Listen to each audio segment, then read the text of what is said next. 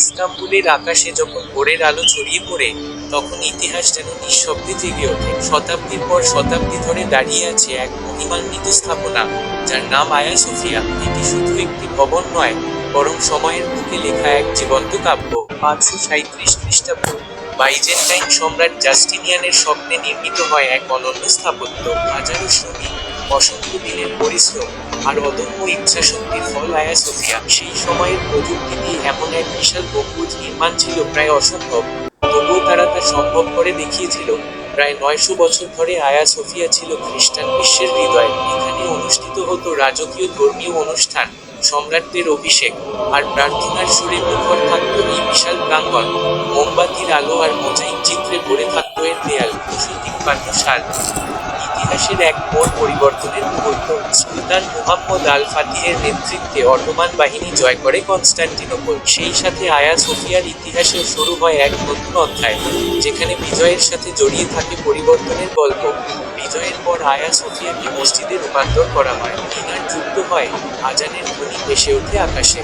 এক সময় যেখানে ঘণ্টাধ্বনি শোনা যেত, সেখানে এখন ধ্বনিত হয় আল্লাহু আকবার। আয়া সোফিয়ার গম্বুজ যেন আকাশের সাথে মিশে গেছে। অটোমানরা আয়া সোফিয়ায় যোগ করে নতুন শৈল্পিক কার্য।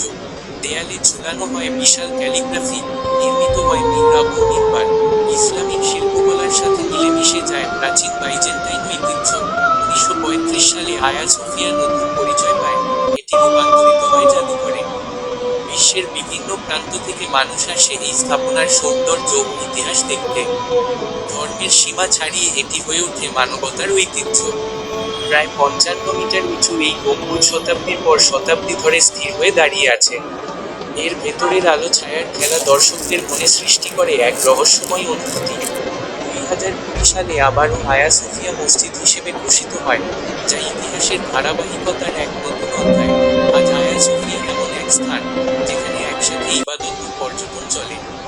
এখানে মানুষ আসে ইতিহাস জানতে, আবার কেউ আসে আত্মার প্রশান্তি খুঁজতে। শতাব্দীর পর শতাব্দী পেরিয়ে গেলেও আয়া সোফিয়ার অনেক রহস্য এখনো অজানা। কিভাবে এই বিশাল গম্বুজ এতদিন ধরে টিকে আছে, তা আজও স্থপতিদের বিস্মিত করে। আয়া সোফিয়া আজ ইউনেস্কোর বিশ্ব ঐতিহ্যের অংশ। এটি শুধু তুরস্কের নয়, পুরো বিশ্বের এক অমূল্য সম্পদ।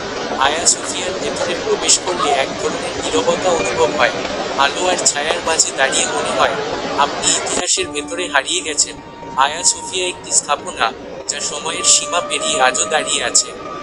এটি বিশ্বাসের প্রতীক, ইতিহাসের সাক্ষী এবং মানব সভ্যতার এক অনন্য নিদর্শন।